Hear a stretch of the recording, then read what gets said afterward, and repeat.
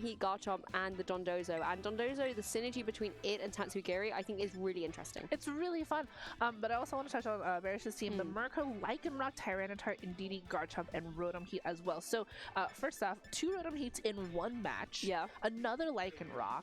And then Indeedee, which actually I think is the first time we've been seeing it all day. It's definitely a Pokemon that I would have assumed we'd seen more. I knew it was really popular with the Armor Rouge and then the whole like Indeedee combination. Yeah. And then obviously if you've done any sort of laddering at all since this game started, Dondozo and Tatsugiri is definitely one of those Pokemon that once you see, you're just like, we're in it for the long haul.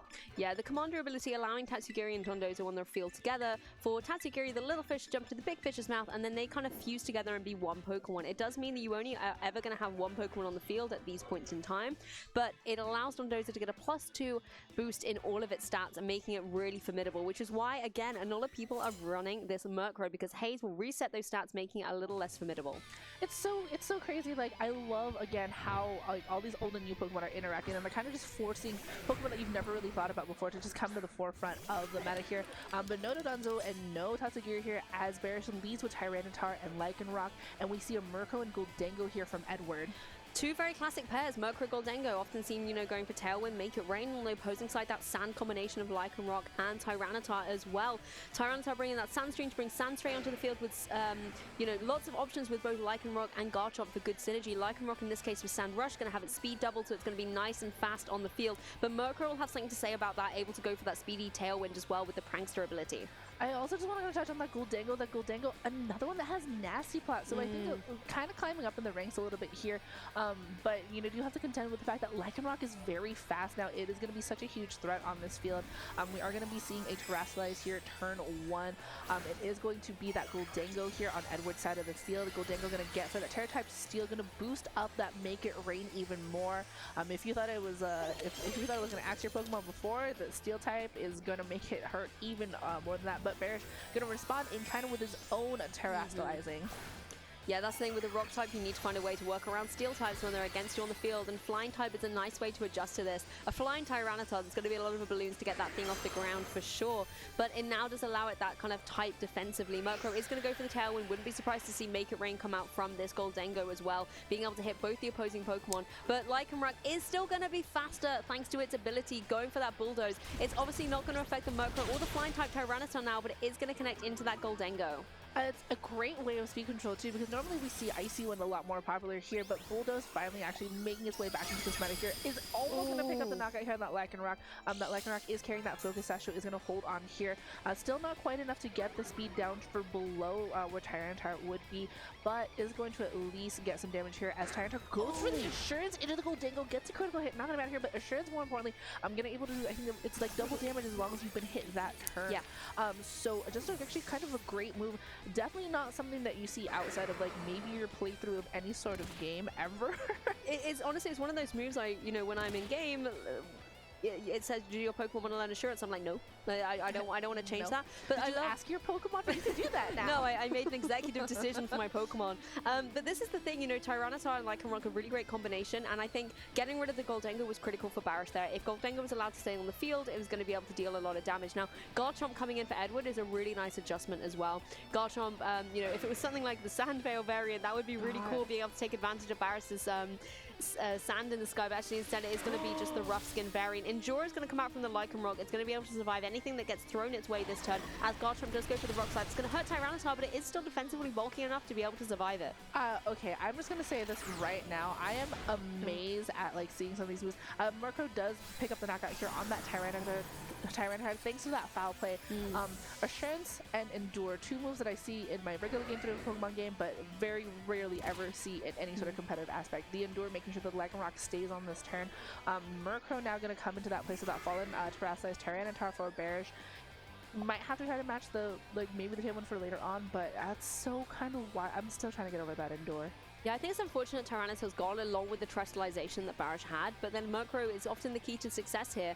Garchomp is going to go straight up for a Protect, doesn't want to take any damage from the opposing teams here, as Murkrow can go for a Tailwind on Baris' side. Now this is nice, because if you're able to get rid of Edward's Murkrow here, you're going to have the Tailwind advantage when it expires on Edward's side. Endeavor's going to come out though, oh my goodness, amazing synergy from this Lycanroc, but to no avail. Garchomp able to go for the Protect, and Murkrow can deal with the Lycanroc here. Again, this is one of the kind of negative side effects, I suppose, of Open Team Cheat. Edward would have been privy to the moves that are on Barish's Lycanroc there, aware that this Endure Endeavor combination could be coming out. So I think an excellent protect from Edward there. I'm kind of in love with that Lycanroc set right now. I'm not gonna lie, that is so fascinating to see. And now we actually have our first mirror of the day, which is kind of wild to say. We have Murkrow and Garchomp on Barish's side versus Edward's Murkrow and Garchomp now. Just the last two Pokemon here for Barish. Honestly, that Lycanroc combination is still kind of wild for me. I'm never going to get over that. However, a little bit of a difference in abilities here as Barish is going to take advantage of that Sandstorm that he's been setting up with a Sandveil Garchomp instead. So that sort of that double evasiveness is really helping. And Screech! What the heck from Murkrow? What is happening? When we don't think Murkrow can get any more surprising, it throws that out into the field. The Rock Slide is going to connect onto the opposing Murkrow on Barish's side, but Garchomp can follow with the Dragon Claw thanks to the Screech. It's going to be a one-hit KO. I mean, amazing to see that happen. Obviously, we saw as well that Garchomp avoid the Rock Slide. Sandveil could be coming into effect here. It's going to take a little bit of damage from the Rocky Helmet, but good to see the synergy coming out from Barish's Pokemon here. I love that because the last game we had seen somebody else with Bright Powder Sandveil, and all of a sudden and it misses. The foul play misses. Goodness. This is kind of so. I want to say now that both of those misses are definitely attributed to the fact that it has Sandveil. That double evasiveness is going to really help out that Garchomp here.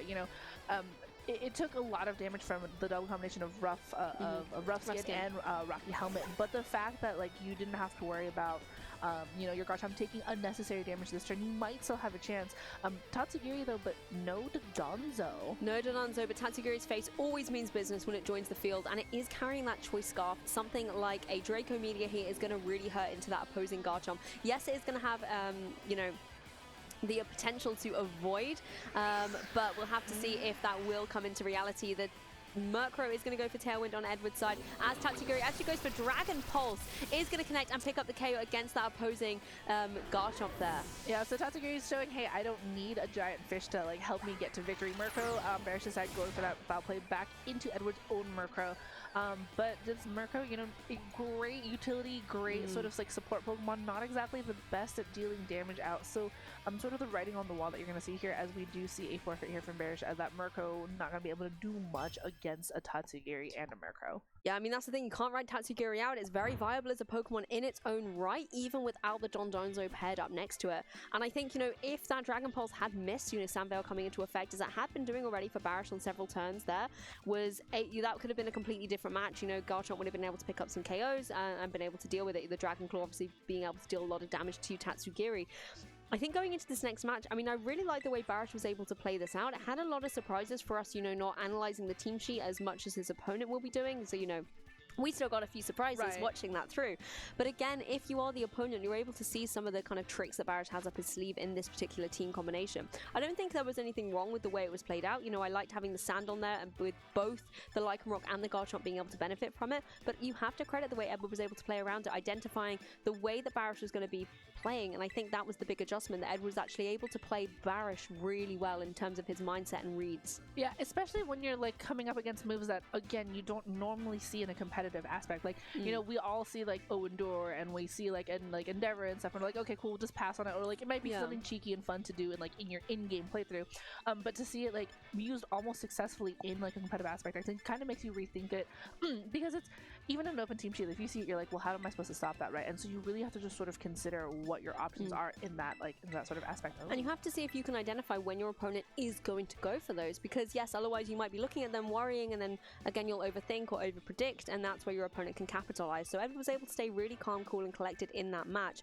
Coming into game 2, however, Barish is a very well accoladed player, top 8 worlds once upon a time in 2016, so he has this experience to be able to pull this back and adapt going into game 2. Yeah, and I think that touches on a lot of things. As great as Scarlet Event has been for a lot of new players, I think that experience you can't discount, right? And so we do see an adjustment from both players here, Garchomp and Rotom, and Garchomp and Murkrow. So both land sharks hitting the field here, but Rotom and Murkrow, specifically Rotom and both of those Pokemon being semi-similar on the team as well. But I really love Rotom here. Yeah, I really like to see the Rotom on here. We've seen it in the past go for something like Will-O-Wisp. Doesn't seem to be the case here for Barish in this particular combination of moves. So it's going to be interesting to see how it's going to react. It doesn't want to go for the Volt Switch into the Murkrow and just try and get out of the field here, because obviously it can't deal too much to the opposing Garchomp on Edward's side. And Baris's Garchomp here going to protect itself. Doesn't have access to that sand veil here because there is no sand up. As Tailwind from Murkrow is going to give the speed advantage here to Edward. Garchomp going for Dragon Claw actually into the Rotom, going to get it down to half health.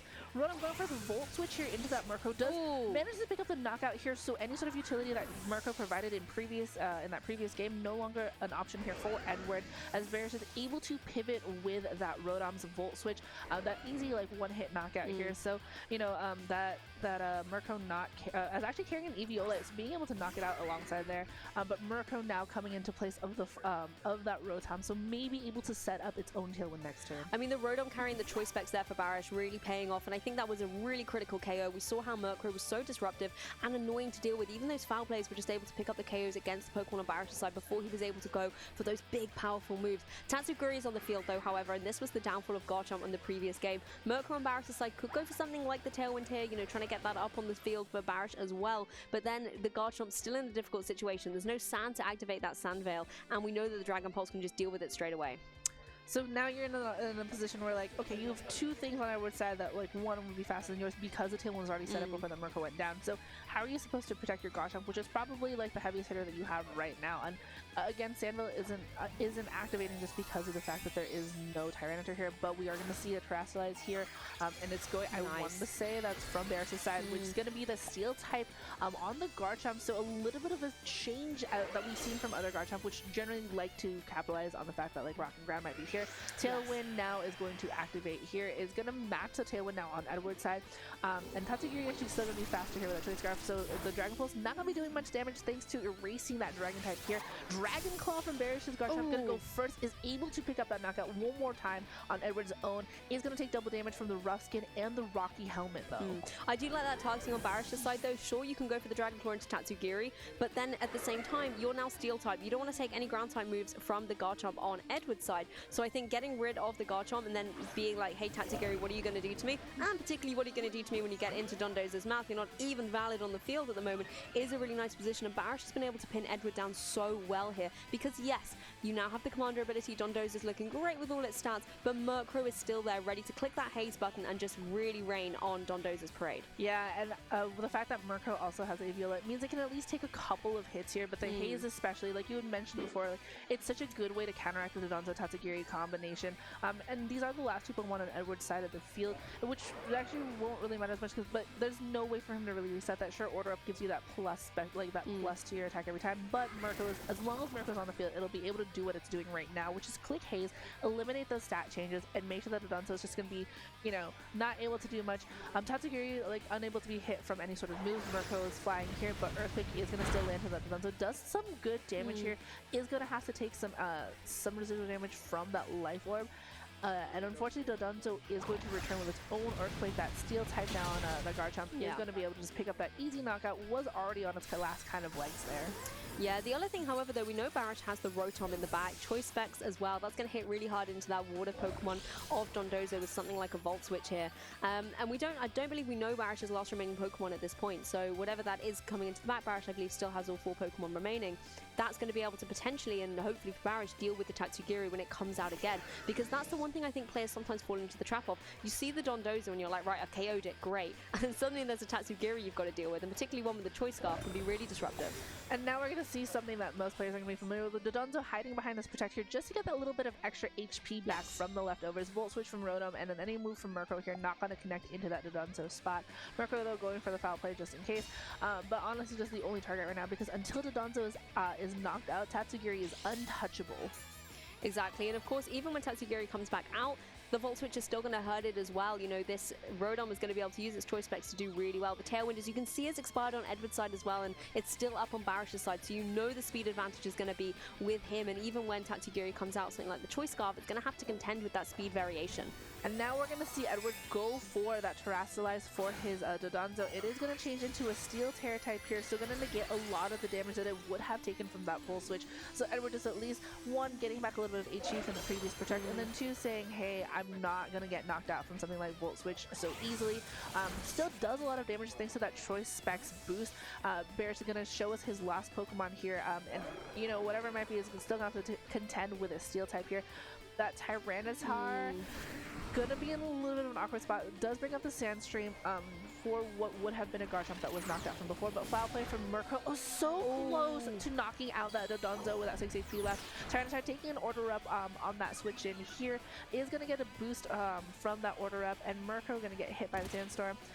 Just actually the only Pokemon here right now that is going to get hit by that Sandstorm damage. That's what the Steel type is really interesting here as well, because otherwise that would have been able to finish the Dondozo off, but Steel typing not going to be affected by the sand. I also love the animation of order up. It's just really, really kind of charismatic to watch. And like you said, it does enable the Dondozo to get that boost. The Murkrow, however, I don't think necessarily needs to go for Haze here. There's enough that it can do all the Tyranitar in combination to deal with that Dondozo regardless of what boost it may have.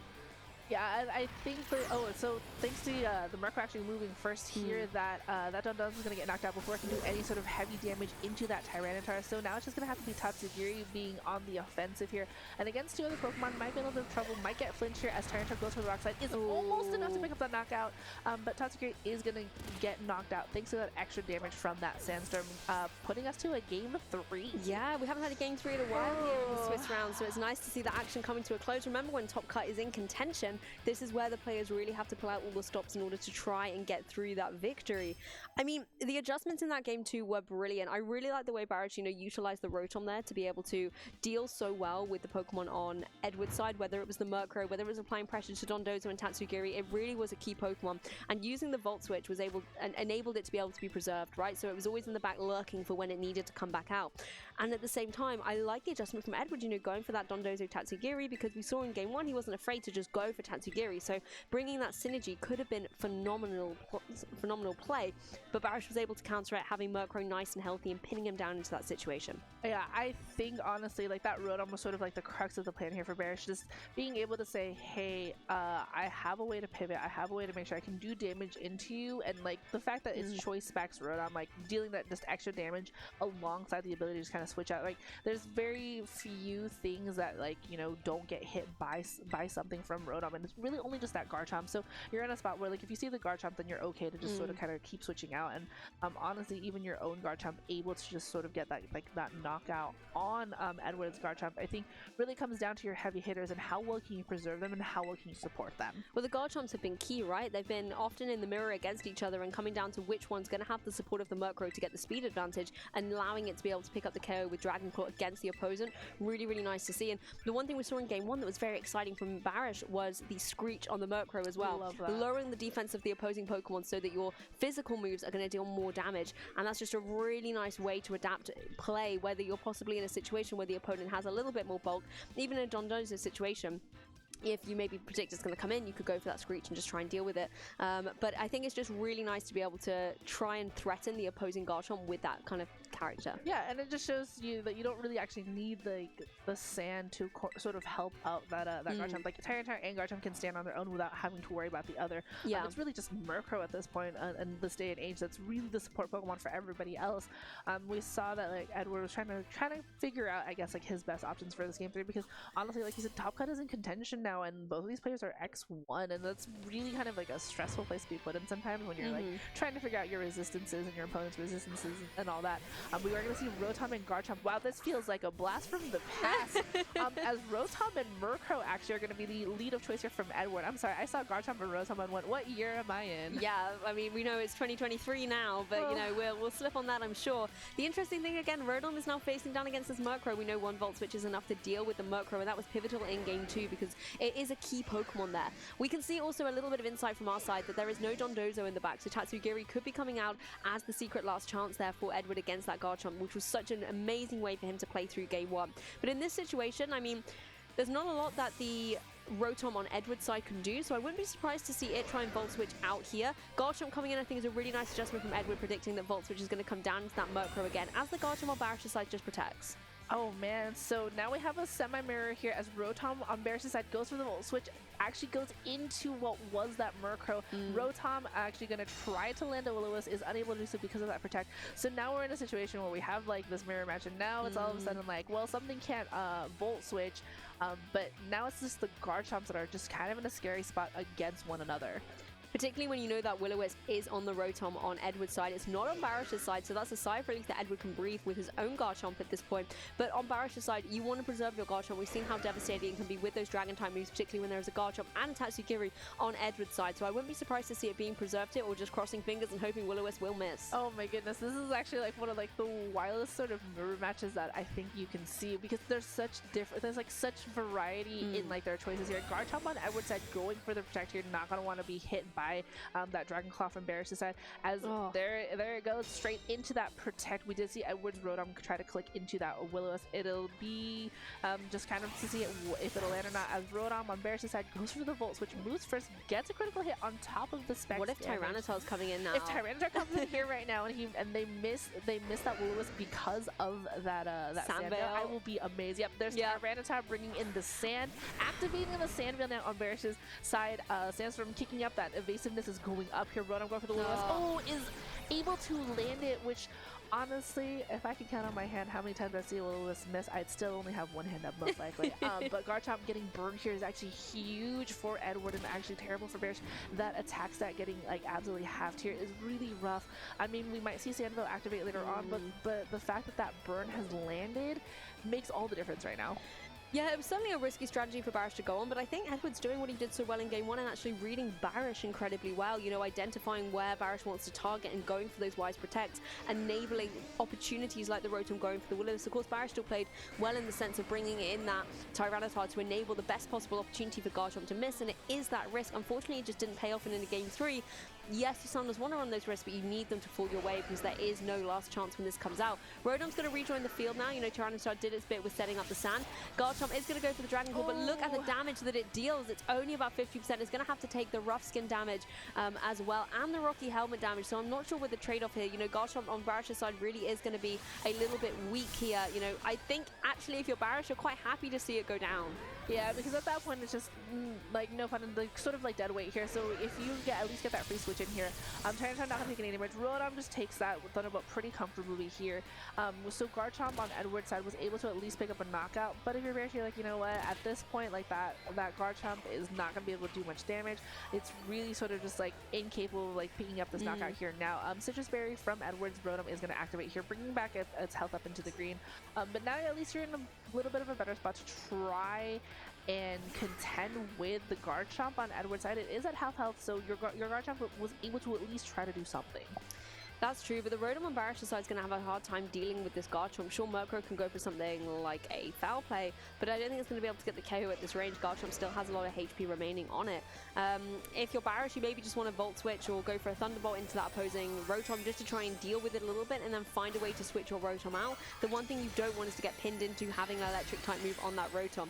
I like this adjustment though with the Murkrow getting its little Ghost Hat on, and it's going to Ghost Terra type here, just allowing it to not be KO'd by something like a Volt Switch on the opposing Rotom here. It is going to get the Tailwind up as well, so Rotom on Baris' side is going to go first. It is going to Volt Switch, do a little bit of chip damage, but I think critically, bring a Pokemon in from the back. We know it's that Tyranitar that can potentially try and deal with the Pokemon on Edward's side a little bit stronger. Yeah, and with that Tailwind up, at least you can try to fish for maybe some flinches here with the Rock side. I'm trying to try hitting the field one more time like we had seen earlier. Garchomp is going to connect with Rock side on both Pokemon here. It does absolutely like little damage here to that Murkrow thanks to that Terrascalizing here. Thunderbolt doing a lot more than we expected here. I want to say maybe I'm like looking at it now. It's actually because we saw the Citrus Berry. It's not a spec, so that Thunderbolt actually did a lot more damage than I think any of us really expected here. So Bear's kind of in a rough spot. That Murkrow is on very low health now. You could at least try with a Tyranitar, maybe, you know, try for some flinches. Like, again, where there's a flinch, there's a way. You could go for Screech again on that Murkrow into the Garchomp, just so it'll deal a little bit more damage with something like the Rock Slide, but it's certainly a difficult situation for Baris to be in. Murkrow's actually going to go straight for the foul play. Oh, it doesn't get the KO, however. It's going to be able to hang on with 1 HP. Murkrow, however, is going to take a beating with that Rocky Helmet and the Rough Skin and KO itself in recoil here. Unfortunately, it just wasn't enough from little Murkrow here. All eyes are now going to turn to that opposing Tyranitar Tyranitar. We know Rotom's going to come in at the end of this turn, no. and it can apply a little bit of pressure to the partner Pokemon, but it really is going to come down to Tyranitar to try and deal with this Garchomp. It's on 1 HP, it's going to go down. Actually, honestly, though, that was really stressful because I always forget how long some of these move animations go up between both Pokemon. Yeah. So see the Protect pop off, but then having that like pause between them, I almost thought it missed, but you know, at least Murkrow tried its best, and Rotom is back on the field now, so in a little bit of a less like stressful spot. But now we see Murkrow is the Pokemon that just will not stay off the field because now we have a Murkrow on Edward's side who does that full health, is able to at least maybe try to like return its own foul play into those Tyranitars. But like we had seen before, Rotom on Baris' side with that Volt Switch is able to one-hit knock out that Murkrow. Yeah, I mean, Baris certainly is now at the minute. You can go for the Volt Switch onto the opposing Murkrow, go for Rock Slide again. Rock Slide should be able to deal, obviously a good chunk to the opposing Rotom there. And then you've got Tatsugiri in the back. So say Baris is able to deal with both these Pokemon here with Volt Switch and Rock Slide, for example. Even if the Murkrow decides to offer Tailwind, which it's doing here, Tatsugiri, I believe, can only target one Pokemon at a time. I mean, it can go for possibly Muddy Water, but with the sand up as well and the special defense that allows the Tyranitar, it could survive. No! Rotom does get the Will-O-Wisp, however, connecting. Baris just not able to get these KOs at all today. Oh my gosh, that is just absolutely, and it's not just Baris, like we've seen a lot of Pokemon just barely get missing the knockout here. That Willow is just absolutely devastating as you see the Murkrow who's still just able to take that so comfortably, a super effective attack, even like with any sort of like Eviolite that it might be holding on to. But now you're contending with like residual burn damage. You are officially on a timer. Your damage has been mitigated. We see the Tatsugiri coming in here. That Muddy Water, if it can connect, because Muddy Water on its own has its own accuracy problems outside of anything else, really. Yeah, and the sand's gone as well, so Tyranitar doesn't get that special defense buff that it would get from the sand normally. I mean, Tatsugiri still has to worry about the Rotom. Going for something like a Volt Switch here is going to hurt, and there's not a lot that Murkrow can really do to Rotom. But it looks like the Terastallization is going to be happening on Edward's side. It's going to be that Tatsugiri, and it's going... Water Terastallize. Yeah. Oh my gosh. So if that Muddy Water connects to either one of those, it's gonna be it's gonna wash Extra away damage. like these Pokemon. Tatsugiri go for the Muddy Water. I don't see. Oh, Mr. the Tyranitar avoids the attack here. It's gonna hit the Rotom though, but that Tyranitar is just like, no, we're not doing this. That Rotom gets knocked out. So you're still in a really rough spot because this Tyranitar is unable to really do a lot of damage. It's burned right now. It's gonna get hit by foul play. I mean, the HP bar there barely moves. But Rock Slide, I guess, I guess fair is only fair in this case, but again, like that Murkrow is unable to really do a lot of, like that Tyranitar is unable to do a lot of damage right now just because that burn is so devastating. I would like to talk to Edward about his Rotom because I would like all my Will-O-Wisps to hit like that. Yeah, wouldn't we all? I mean, I think that Muddy Water as well, the Pokemon it needed to miss for Baris was that Rotom. Tyranitar, like you said, isn't dealing too much thanks to the burn. Tatsugiri is going to be able to get the KO, and Edward will be winning this set 2-1. A lot of things didn't go Baris' way necessarily, but you have to credit Edward for the way he was able to read Baris, particularly very early on in Game 1 and Game 3, making those critical protects and just stopping Baris in the tracks. I really will say too, I appreciate that Edward was able to just, we're so used to seeing Dodonzo and Tatsugiri as a combo piece together, and so for Edward to just be like, no, I don't need Dodonzo to win with Tatsugiri. I honestly like really respect seeing that sort of aspect from it. But hey, you know what, Bear still has a chance because there's a chance his resistance might put him in top 8. I think that was one of the last matches that we were waiting on, so as soon as like we get all that into the system, we'll hop into our top 8. I'm really curious to see what's going to be because there's been a lot of like crazy matches here. So don't go anywhere, or maybe go rehydrate and then come back, and then you can join us for some exciting top cut. So we'll see you guys really soon.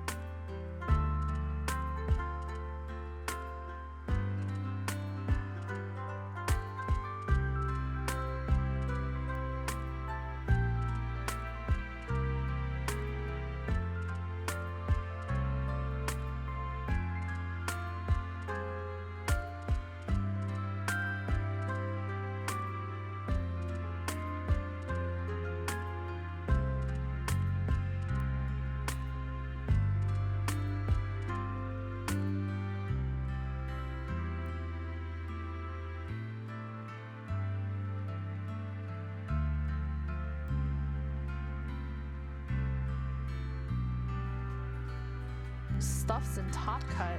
Yeah. I love this.